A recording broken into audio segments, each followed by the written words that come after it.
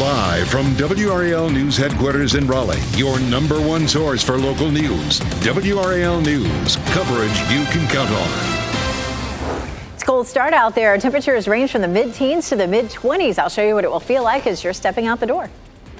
And a potential update. We're expecting to learn whether Faith Hedgepeth's murder case, where it stands today, more than a decade after she was killed in her off-campus apartment.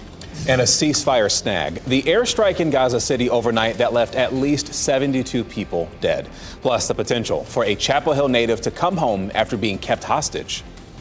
A lot of stories we are covering here on WRAL News on Fox 50 on this cold day as you're waking up. Thanks for joining us. I'm Chris Lovingood. And I'm Michelle McConaughey. Yeah, cold. That's one way to put it, because it is freezing out there this morning. I came in without a hat, and I said to our security guard, I said, "Where's my hat? Why am I not wearing a hat this morning?" Meteorologist Elizabeth Gardner with a beautiful look over Lake Gaston. It's gorgeous out. It's just cold. It is cold. We're actually starting to see temperatures warm up a little bit. When I say a little bit, I mean like into the mid-20s, which is still really cold, but pretty here right now. We're looking at the lake. You can still see a little bit of snow right here behind the boathouse and a little bit of cloud cover trying to sneak in right now. That's what's helped to bring our temperatures up a little bit, along with this wind. Southwest right now at 5 miles per hour, but it will become breezy this afternoon, and that's really going to bump up our temperature later on. Right now, though, it is 19 in Roxborough and Fayetteville, 20 in Clinton, 25 in Durham and Southern Pines, 22 degrees in Goldsboro. So we're beginning to see that temperature creep up with that wind shift. That's what's causing it.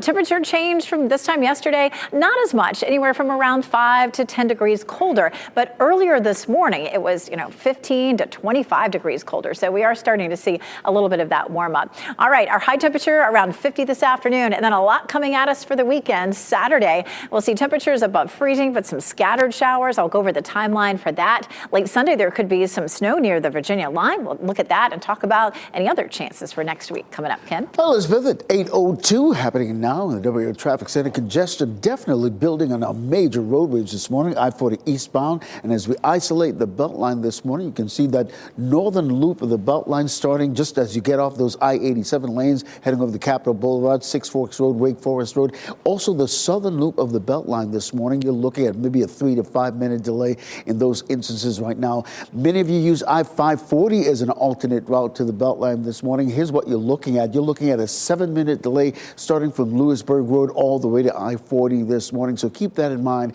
as you're about to head out this morning. That could change off and on because traditionally on 540, you've got some stoplights here and there, and that could add to that traffic congestion. This is a live look at I-40 and Wade Avenue. You can see traffic moving at a steady clip, but it has built up quite some time. In terms of the major routes coming into the capital city, the troubled spot, the 11 minutes from I-40 eastbound and 8 minutes coming in from Wake Forest this morning. In the Bull City, all the major routes really are relatively delay-free this morning, short of this eastbound lanes that we showed you just now coming out on I-40 out of Chapel Hill.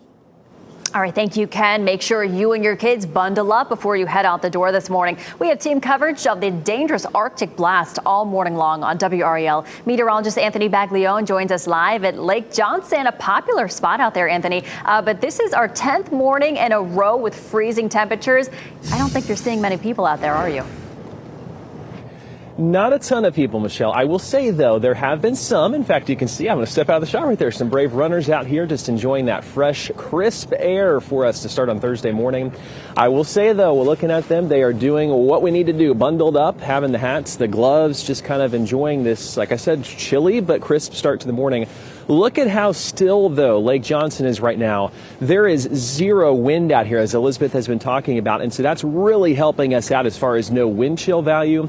It's starting to feel a little bit better. Last check, we were at about 25 degrees out at RDU, and so that's where we sit right now. We did, though, catch up with a gentleman a little bit ago named Miguel, and he had some interesting takes here on the cold and kind of how he's getting used to this. Take a look at what he said here. I do like the cold. I like to come early in the morning. I think I just put more layers of clothing, but just try to kind of enjoy it. I love his attitude there. That's all we can do. We just have to try and enjoy it, bundle up, stay safe. Spring will come. Summer will be here before you know it. But like he said, just kind of enjoy it and bundle up as you're headed out here this morning. We have one more runner coming on through. I'm going to take you just to that shot and leave you with that this morning. Again, people bundled up, enjoying the Thursday morning, and we're going to start to see at least some slightly warmer weather as we head through the weekend. Meteorologist Anthony Baglione here live at Lake Johnson for WRAL News. Today, we could get an update on where the case stands for the man accused of murdering UNC student Faith Hedgpeth back in 2012. WRAL's Kelsey Coffey reports from the Durham County Courthouse, where we could learn those next steps today. We've been following this case for more than a decade, and today attorneys from this case will go inside the courthouse and update a judge. It's been more than 3 years since Miguel Enrique Salguero Olivares was arrested and charged with murder. That arrest came nearly 10 years after UNC student Faith Hedgpeth was found beaten to death in her apartment. We recently reported Salguero Olivares is now facing new charges: first-degree burglary, first-degree rape, and first-degree sexual offense. WRAL obtained court records back in 2023. They explained why it's taken so long to try Salguero Olivares. One reason is there's so much evidence, more than 39,000 pages. Those court records also show the state listed 30 expert witnesses they expect to call to trial. We'll have a crew here at today's hearing and keep you updated on what happens next. Kelsey Coffey, WRAL News in Durham. At least 72 people have died in Gaza from Israeli airstrikes overnight, and those happened after the ceasefire deal was announced. That's according to Gaza's health ministry. The attack happened in neighborhoods where people live. This was hours after Israel and Hamas announced a ceasefire and hostage release agreement. Palestinian leaders warn until the ceasefire goes into effect, they expect attacks to continue. Israel's military has not given a statement about these new attacks.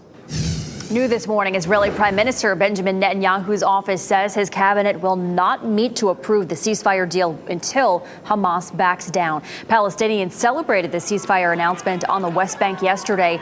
The deal is expected to go into place by Sunday. It would end 15 months of fighting, but now Israel's security cabinet claims that Hamas is reneging on parts of the agreement. Hamas leaders responded by saying they are committed to the agreement. And Hamas is expected to release 2 American hostages as part of the deal's first phase. One of them is Chapel Hill native Keith Siegel. His childhood friend tells WRAL this is a moment he's been waiting for. I really hope that he comes back with his spirit intact and can come back and be the kind of person he always was. All told, the agreement would free dozens of hostages held in Gaza. We are working to learn more about a deadly shooting in Hope Mills. The WRAL Breaking News Tracker was at the crime scene on John Smith Road last night. Investigators say they detained several people and questioned them.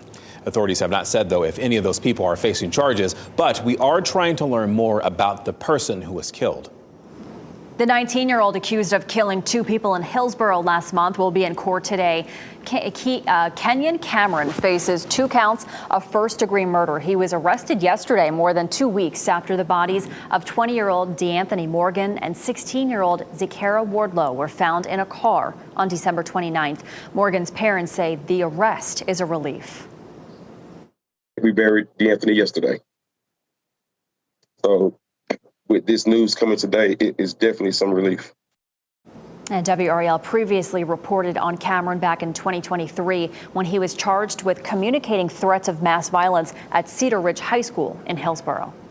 In a farewell address from the Oval Office, President Biden tried to shape his legacy. He took credit for a ceasefire and hostage deal between Israel and Hamas. And he also pointed to strengthened alliances, pandemic recovery, and gains in jobs, as well as infrastructure and prescription drug costs. It will take time to feel the full impact of all we've done together. But the seeds are planted, and they'll grow and they'll bloom for decades to come.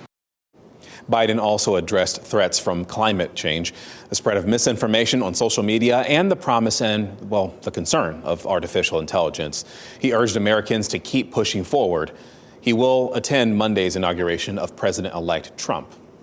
Today, we'll learn more about a Durham man charged with helping ISIS. The U.S. Attorney's Office and FBI have a joint news conference about the case this afternoon at 2:30. 29-year-old Alexander White was arrested at RDU back in December. He was trying to board a flight to Morocco to join the terrorist group. Court documents show White communicated with an undercover FBI agent online about his desire to join ISIS. Your time is 8:09. Less addictive cigarettes. How the FDA wants to help Americans smoke less by changing the chemicals inside cigarettes. And a meteorite caught on video. The close call one family had when the space rock landed right next to their home. And after widespread teens early this morning, we're starting to see temperatures climb. We're still nowhere close to freezing. I'll show you a warm up for later on this afternoon, though, coming up.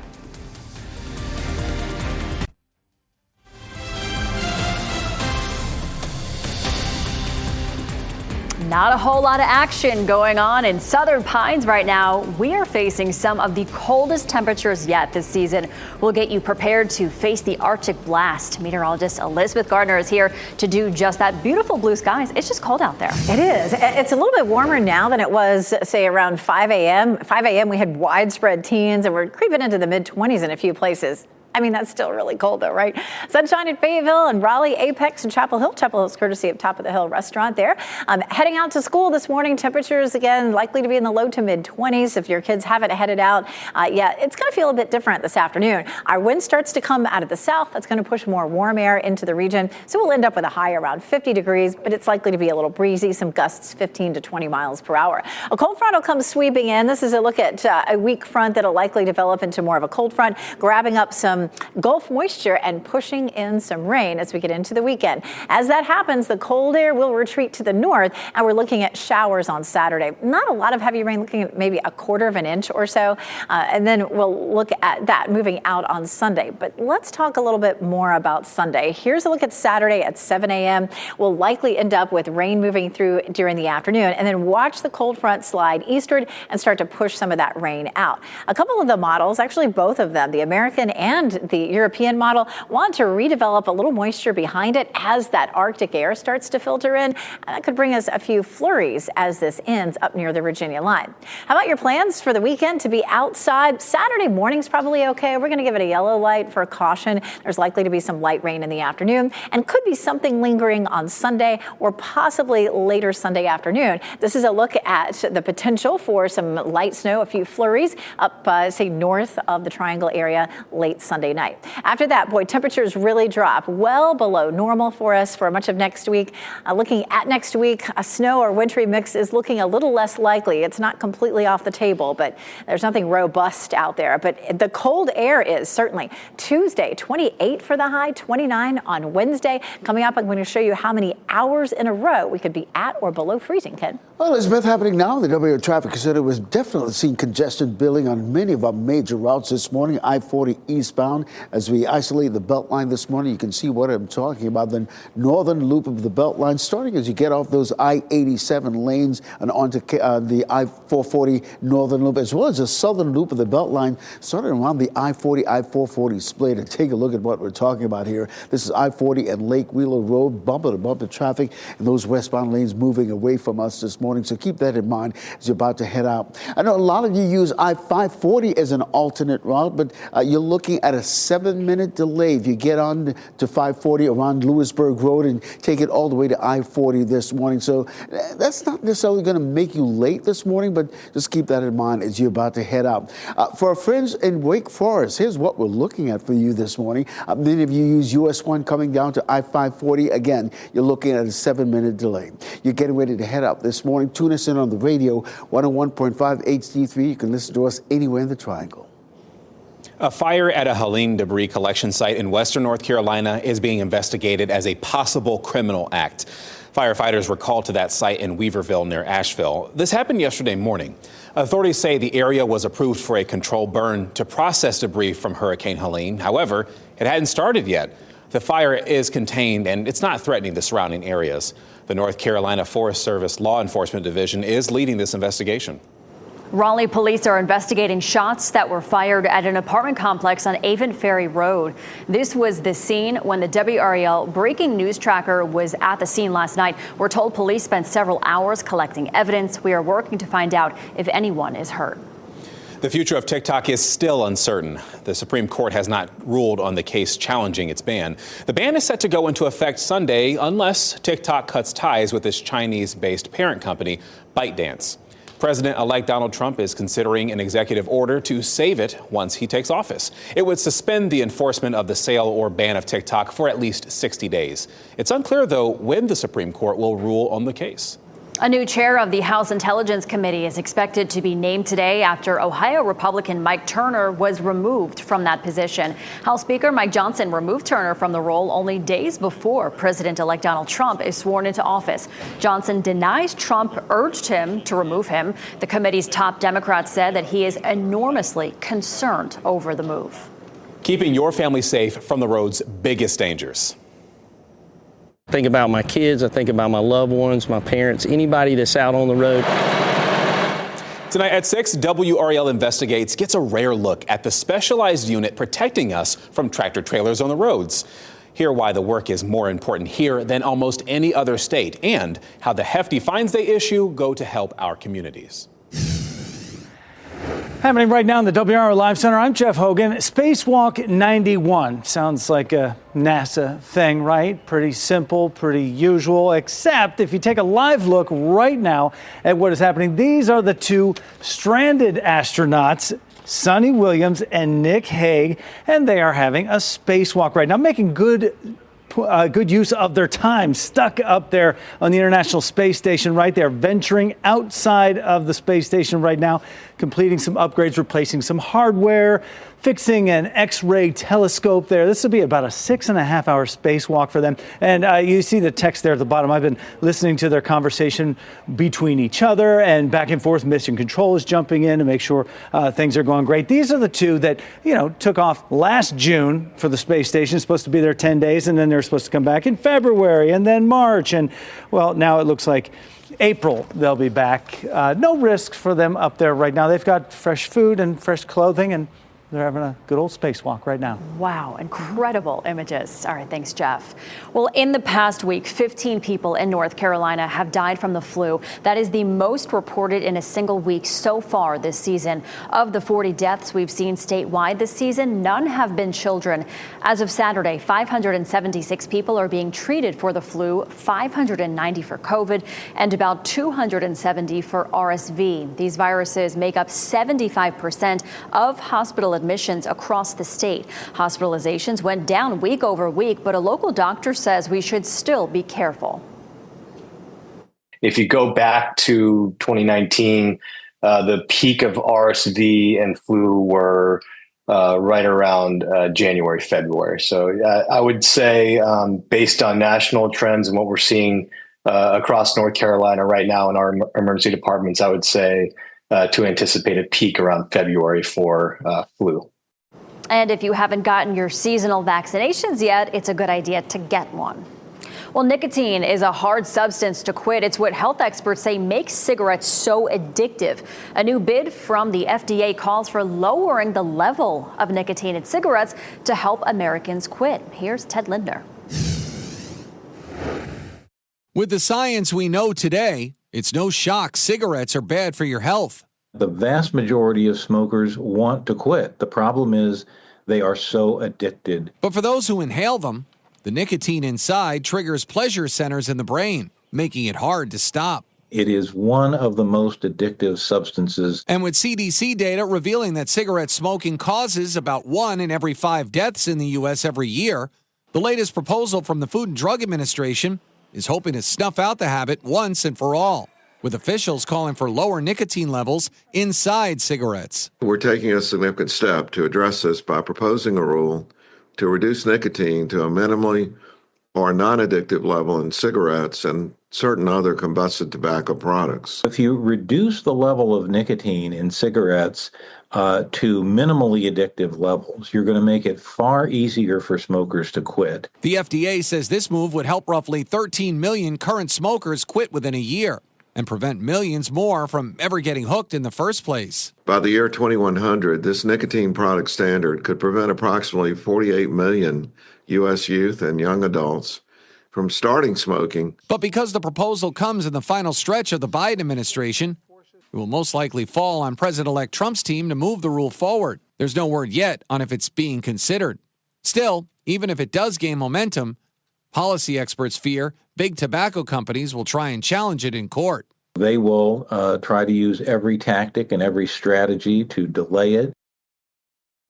That was Ted Linder reporting. Starting today, you can apply for a new program that will give more than $200 million in federally funded rebates for home energy efficiency in North Carolina. It's called Energy Saver NC. Low and moderate income families will be eligible for this. Governor Josh Stein and Department of Environmental Quality Secretary Reed Wilson will give more details today in Davidson. Video captured a meteorite crashing in Canada. Look right here on the right part of your screen here. Do you see that right there, that dust? The family on Prince Edward Island says that they saw the debris on their walkway. And so they checked their security camera and they saw this. An expert confirmed it was a meteorite, one that likely broke from an asteroid between Mars and Jupiter. The homeowner says 2 minutes earlier, he was actually walking his dog right where that meteorite landed. He's lucky he wasn't there when it landed. Well, it's a case that captivated the nation. The update we may get today, more than a decade after UNC student Faith Hedgepeth was murdered in her apartment.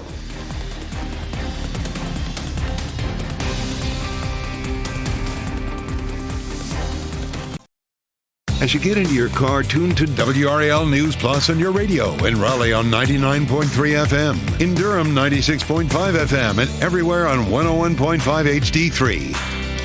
Good morning. Happy Thursday. Time now is 8:26. I'm Michelle McConaughey. A very chilly start to your Thursday, but we're going to warm up pretty nicely today. Meteorologist Elizabeth Gardner tells us how warm we're expected to get.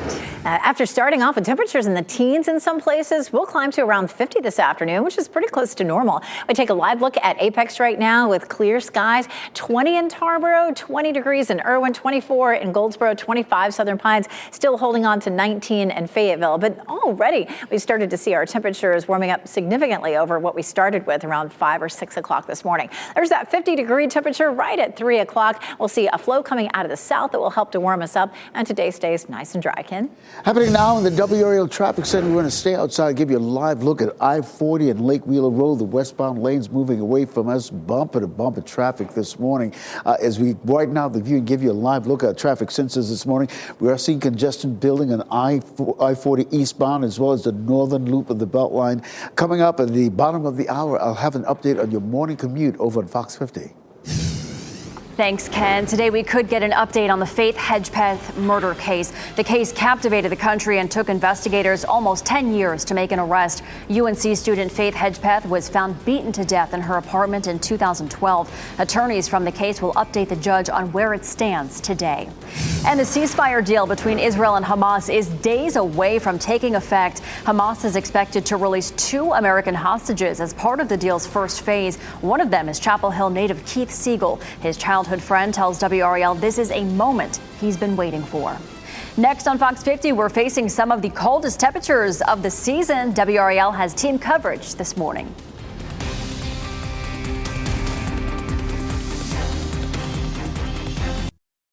Shot in 4K ultra high definition. Your number one source for local news. WRAL News. Coverage you can count on. It's a chilly start out there this morning. Temperatures starting to climb on up into the mid-20s, but we're still not even close to freezing. I'll show you why we could warm up later this afternoon. And an update a decade later, the new developments we could learn today in the murder of Faith Hedgepeth, the UNC student killed in her off-campus apartment. Plus, double murder charge. What the families of a man and teenager say about the suspected murderer's arrest as he's set to appear in court today. And containment progress. California firefighters say they are making progress on the wildfires, but people should still stay vigilant as students in the area start to return back to class.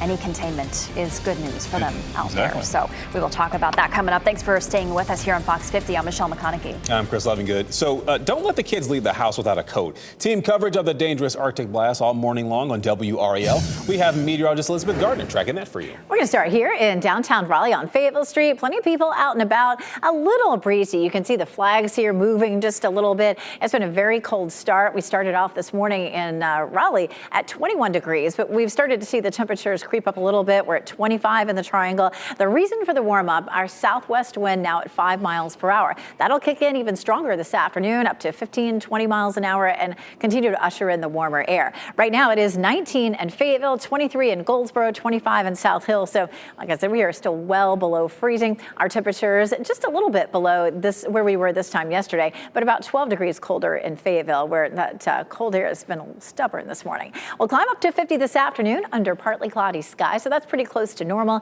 But there's a lot coming at us over the weekend. Saturday, we'll end up with some light rain, mainly during the afternoon. We'll walk through the timeline for that. And then Sunday, as precipitation ends, it's possible that it could be some snow up near the Virginia line. And then what about the rest of the week? We'll check in with that too coming up. Ken? Elizabeth, at 8:32, we got some congestion building on many of our major routes this morning. I-40 eastbound, as we isolate the Beltline this morning, you can see what I'm talking about. The northern loop of the Beltline, that's those lanes coming off of I-87 this morning, getting you onto 440, as well as the southern loop of the Beltline, starting really at the I-40, I-440 split. Here's what I'm talking about. This I-40 and Lake Wheeler Road, the westbound lanes are moving away from us this morning. Bumper to bumper traffic, as you can see right there. It's a situation that we'll continue to watch this morning. Many of you use I-540 as an alternate route, but you're looking at a 7-minute delay if you get onto I-540 on Lewisburg Road and you try to make it over to I-40 this morning. So keep that in mind as you're about to head out. Nothing that's going to make you terribly late this morning, so just be mindful of that. For our friends in Wake Forest, you're taking US 1 coming down to I-540 this morning. You're just looking at a 6-minute delay coming in this morning. You're getting ready to head out the door this morning. If you're listening to us on the radio, we appreciate that. Those of you, you can do the same. 101.5 HD3. You can listen to us anywhere in the Triangle. We have the largest team in North Carolina to help you start your wintry day right. Our team coverage continues with meteorologist Anthony Baglione. Anthony is live at Lake Johnson. Anthony, we've seen people running outside. Don't know how they do that, but they're doing it. You're outside on our 10th consecutive morning with freezing temperatures. Chris, I will say, talking to some of the hardcore runners and stuff, I think they actually like this cold weather. Kind of keeps their bones and everything moving along for their run. But yes, this morning we hit 21 degrees out at RDU. We're going to wait to get the official number from the Weather Service to see if it even dropped a little bit lower. 10th consecutive morning, though, as far as temperatures below freezing, at or below freezing. The last time we did that was back in 2018, so it has been a while. We're out here watching the runners coming along, though, the walkers. Check out Lake Johnson, too, by the way. It is a beautiful start. It's cold, definitely, but it's very, very still. We don't have much of a wind chill factor, if any. The winds are not blowing. It's not going to make it feel much colder, but it's just looking at temperatures right now about the low to mid 20s, so that's what you should plan for. We did catch up with a really nice gentleman a little bit ago. His name was Miguel, and this is what he had to say as far as how he's bearing down here with this cold weather out there. I do like the cold. I like to come early in the morning. I think I just put more layers of clothing, but just try to kind of enjoy it.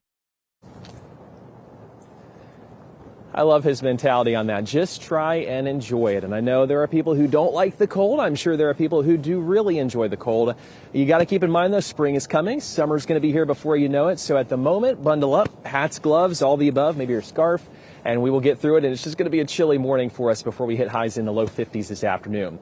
Reporting, though, here at Lake Johnson for WRAL News, I'm meteorologist Anthony Baglione. We'll send it back to you. All right, thank you, Anthony. Today, we may get an update on where the case stands for the man accused of murdering UNC student Faith Hedgpeth in 2012. WRAL's Kelsey Coffey reports from the Durham County Courthouse, where we could learn the next steps today.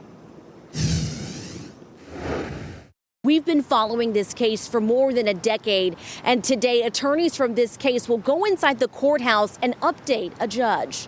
It's been more than 3 years since Miguel Enrique Salguero Olivares was arrested and charged with murder. That arrest came nearly 10 years after UNC student Faith Hedgpeth was found beaten to death in her apartment.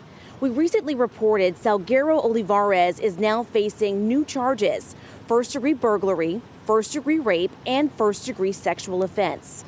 WRAL obtained court records back in 2023. They explained why it's taken so long to try Salguero Olivares.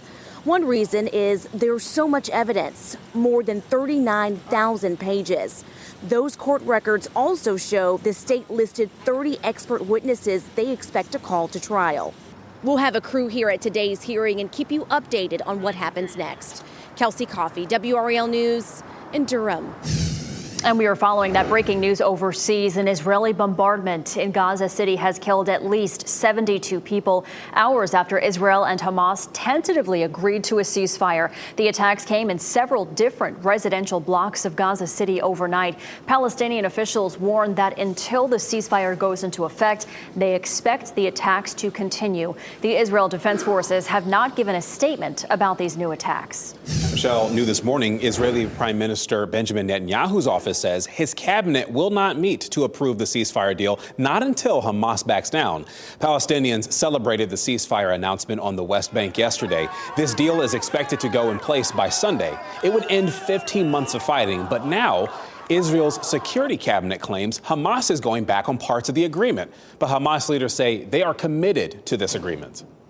Durham County Commissioner Nida Alam, who calls for a ceasefire, directly reached Vice President Harris last year.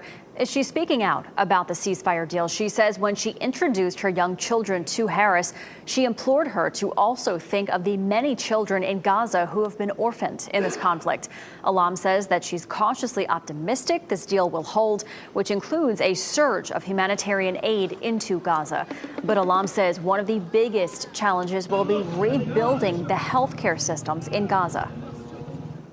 Now there's going to be a ceasefire, but there's so many injured people. There's so many people with life-changing injuries that there's no hospitals to support them and care for them. We as an international community need to figure out how we're going to support medical refugees that need help. And a report in the New York Times previously said the death toll of around 40,000 Palestinians could be a severe undercount. And WRAL News has covered the Israeli-Hamas war since fighting began in October 2023. To watch those stories, you can tap the link of today's coverage at the top of WRAL.com. We have some brand new information into the WRAL Live Center from the North Carolina Highway Patrol about that crash we've been following in the overnight hours. And we have video of that from the WRAL Breaking News Tracker. I want to show you right now. This is South Saunders Street where this chase ended. There's a chase on I-440 right on the belt line there between two North Carolina Highway Patrol vehicles trying to stop a Dodge Charger for speeding. The vehicle did not stop, got off the highway onto Lake Wheeler, onto South Saunders, made its way around just south of downtown. When it stopped at a stoplight, the first Highway Patrol vehicle stopped at the stoplight. Second one did not. It rear-ended that first one. The one was a marked cruiser, one an unmarked cruiser. That's where the chase ended. The Charger got away. There are no injuries reported out of that crash. We're updating this story on WRAL.com. The 19-year-old accused of killing two people in Hillsborough last month will be in court today. Kenyon Cameron faces 2 counts of first-degree murder. He was arrested yesterday. And more than 2 weeks ago, the bodies of 20-year-old DeAnthony Morgan and 16-year-old Zakara Wardlow were found in a car. That was on December 29th. Wardlow's mother says as this case moves forward, she wants people to remember her daughter's character. Her smile, for one. And she was very respectful to her adults. And Zakira she was going to be a WNBA star. He took a star. He took a GOAT. WRAL previously reported on Cameron in 2023. That's when he was charged with communicating threats of mass violence at Cedar Ridge High School in Hillsborough.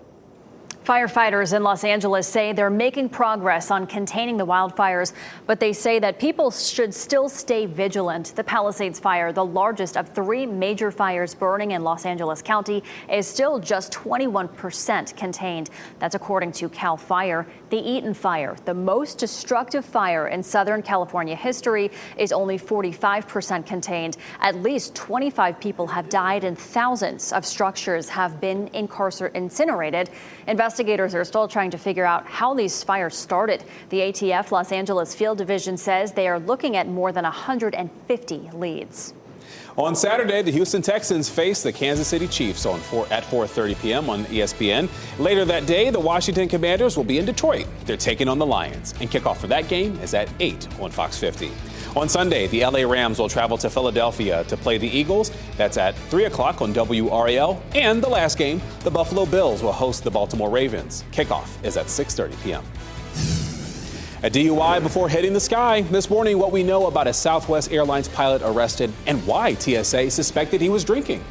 And challenging SpaceX, how Blue Origin is competing after a successful rocket launch this morning.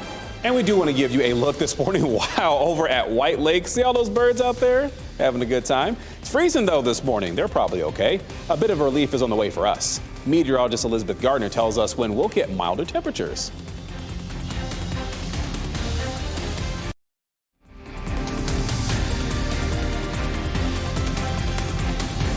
All right, full disclosure, I was so hyped about the White Lake camera, we had to go back to it again. Do you see all the seagulls that are out there right now near the docks? Docks probably aren't clean right now, but that's okay. These are cool looking birds.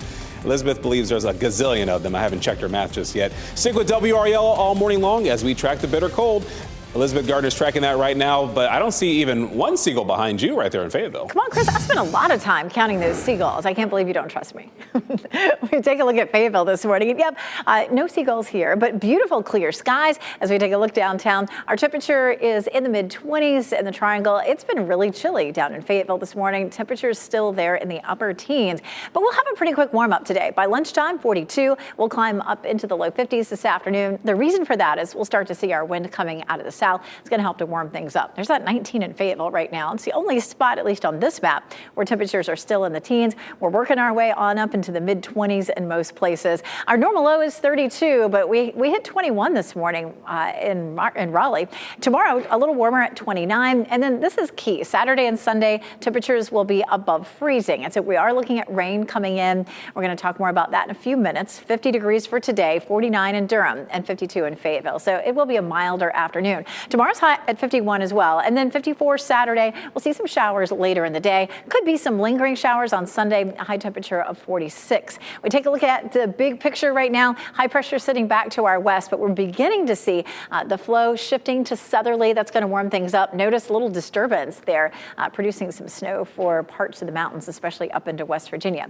But we're looking at rain. We will see a cold air coming in Sunday night. This is a look at our next Arctic blast that is really going to be something. This is going to be a big talker for next week, that's for sure. As the Arctic blast drops in on us Sunday night, there's the possibility that we could see a little lingering precipitation. Our temperatures will end up next week, at least Monday through Thursday, at as much as 20 degrees or more below normal.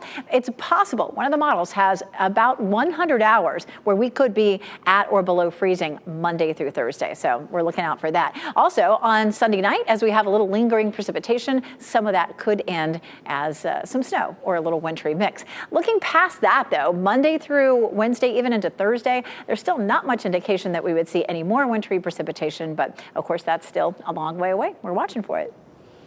Lincoln Park Zoo in Chicago is mourning the loss of 2 animals that died, and they died from bird flu. The zoo says a 7-year-old harbor seal named Slater died on January 9th, and then the day before, a Chilean flamingo named Teak died as well. Now, the zoo believes that the animals contracted bird flu after coming into contact with an infected bird. Oh, that's so sad.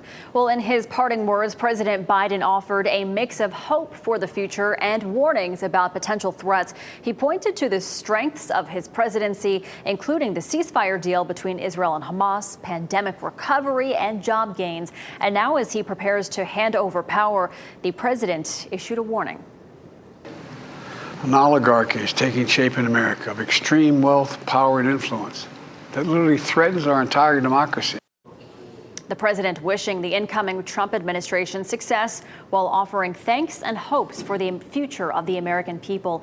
President Biden is set to attend Monday's inauguration of President-elect Trump, along with the 3 other living former presidents, Obama, Clinton, and Bush. Today, the family of a 15-year-old who was shot and killed over the weekend will honor him. The family of Ariane Clendenning will hold a balloon release. That's this afternoon. It'll happen at the Magnolia Point Apartments in Durham. The teenager was shot and killed in Durham over the weekend, and he was playing in the snow at the time. Police have not arrested anyone for this shooting, but his family says they do not believe he was the target. Well, students whose schools burned down during the California wildfires are returning to the classroom. 2 elementary schools in Pacific Palisades resumed using temporary spaces this week. The schools have more than 700 students. The superintendent of the LA Unified School District says at least a third of all students in the county have been affected by the fires in some way. All but 9 of the county schools have reopened. A Southwest Airlines pilot is facing DUI charges. He was arrested yesterday at Savannah Hilton Head International Airport in Georgia. NBC News reports a TSA officer smelled alcohol on the pilot and then informed police. The flight was headed to Chicago, and it was delayed by about 5 hours, according to flight records. 52-year-old David Alsop was charged with driving under the influence. A man accused of shooting and killing a U.S. Marshal in Texas is dead after a shootout with police. U.S. Marshals say they were trying to serve a warrant to 56-year-old Robert Lee Davis. That's when they say he started shooting before driving away. A marshal was hit and killed. Authorities say Davis was later found inside a dumpster where he was hiding. They say he was shot and wounded, or rather, I should say he shot and wounded a police canine before he was killed in the shootout. A Raleigh family is asking for help for finding their son. They say he has been missing for 5 days now. Family members say Rakeem Elliott has not been seen since Sunday night.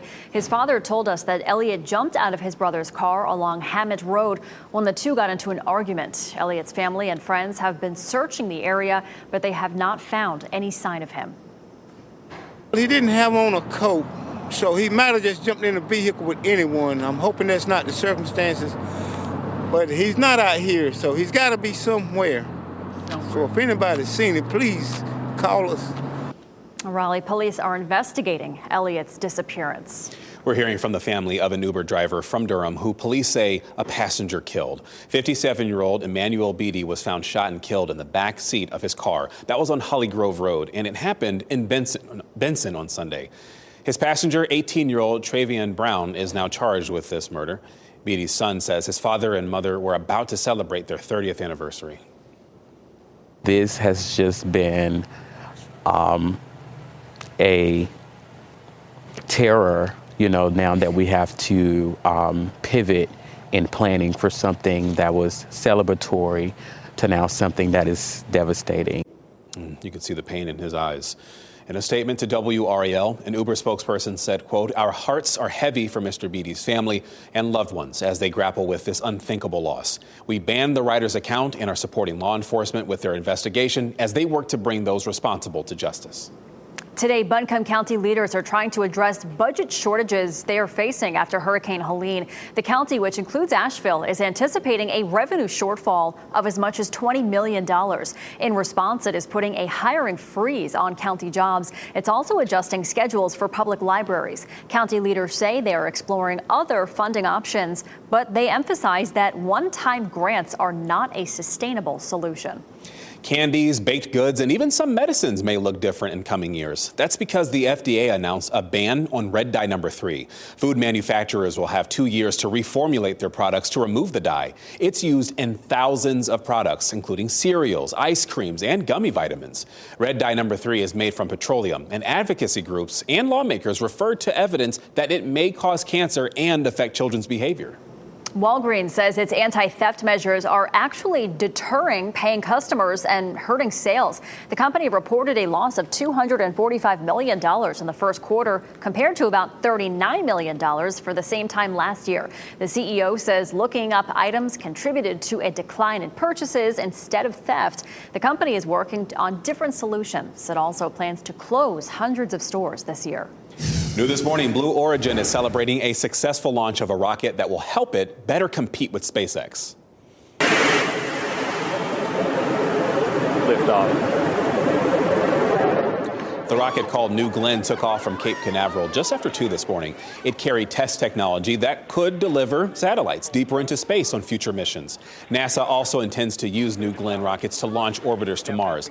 The only mishap today was the booster did not land on a platform in the ocean as intended. Time is 8:53. Before we go to break, here's a look at your winning lottery numbers. And of course, we'll get you another check on weather and traffic in just a bit.